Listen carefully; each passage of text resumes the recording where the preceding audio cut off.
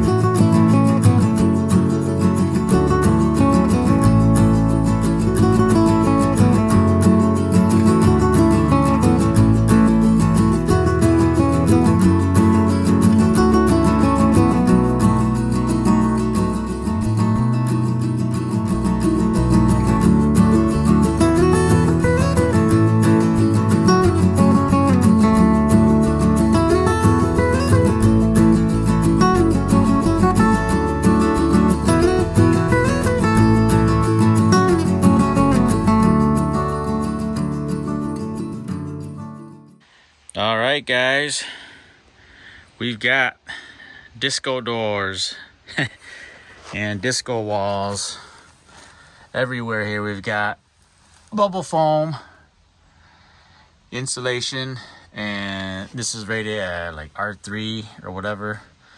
But yeah, I've got the whole inside of this little area here kind of insulated, sealed in.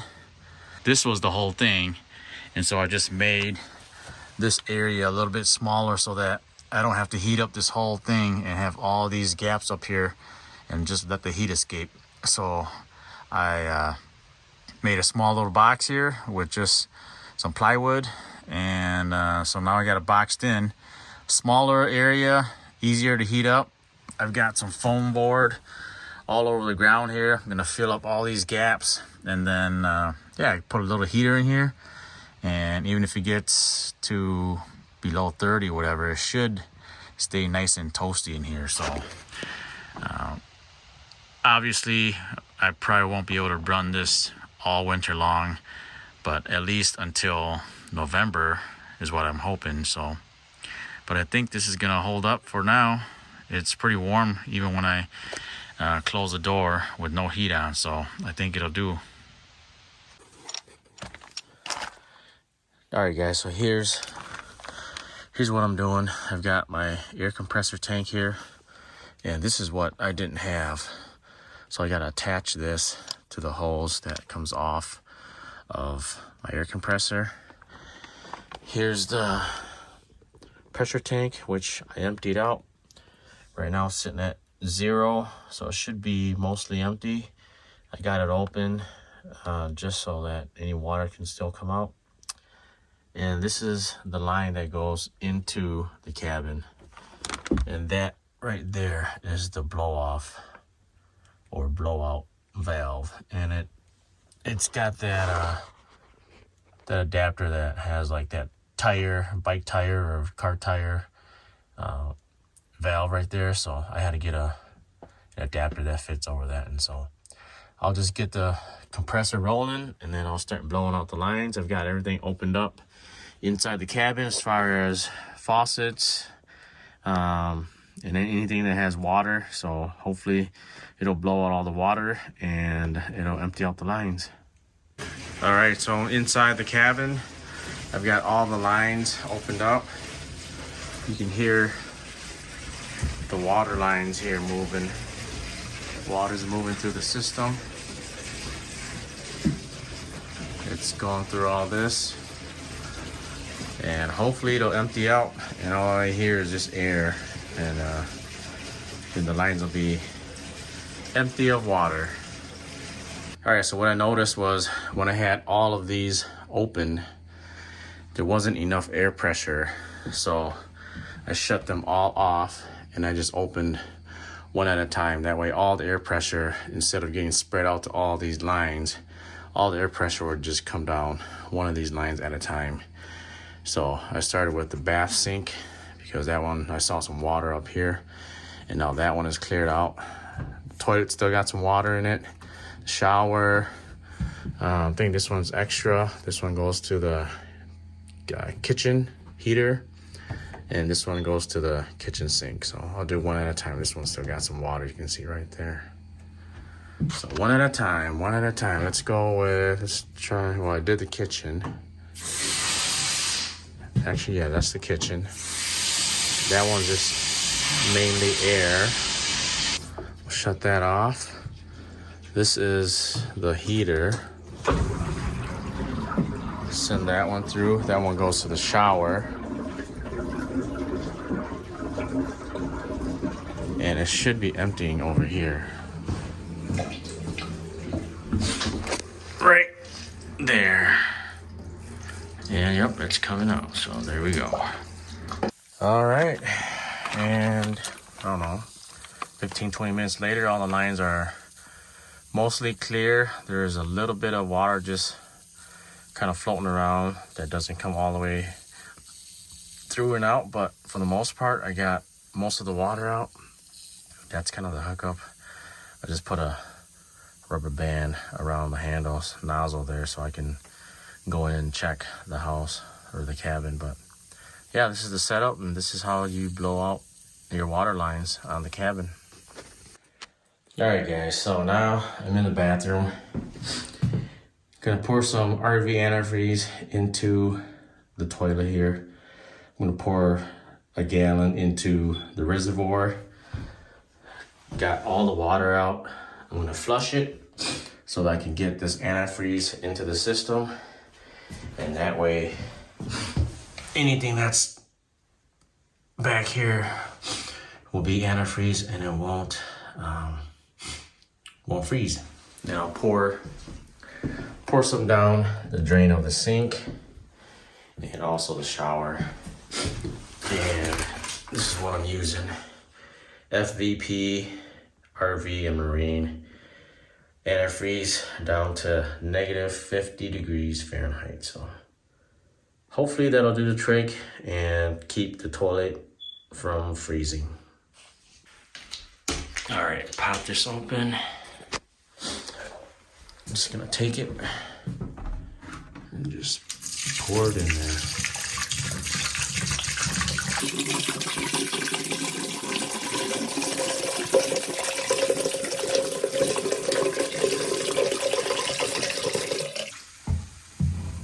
All right, we've got 1 gallon in there.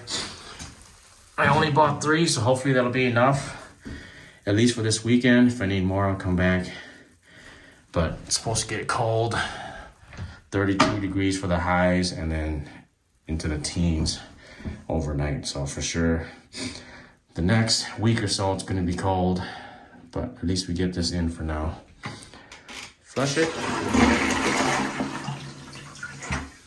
There we go. We've got some water in there. We're gonna need 1 more gallon so that this amount here will go through the system. I might not need a whole gallon, but let's do half a gallon. Let's do half a gallon.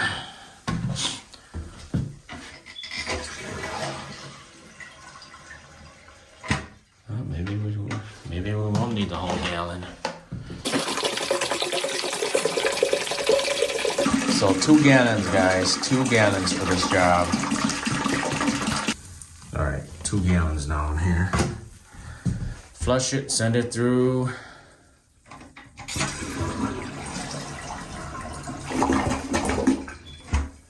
There it goes. That should be good. That's RV antifreeze. Got some in the reservoir tank. And we've got some sitting in the bowl here, so should be good for the winter. And I'm just gonna pour the rest into the sink. All right, guys, back up at the cabin. It is December 28th or 29th. And I'm just checking up on the toilet here. And as you can see, there's ice in there. It's not totally frozen, but there's it's definitely slush.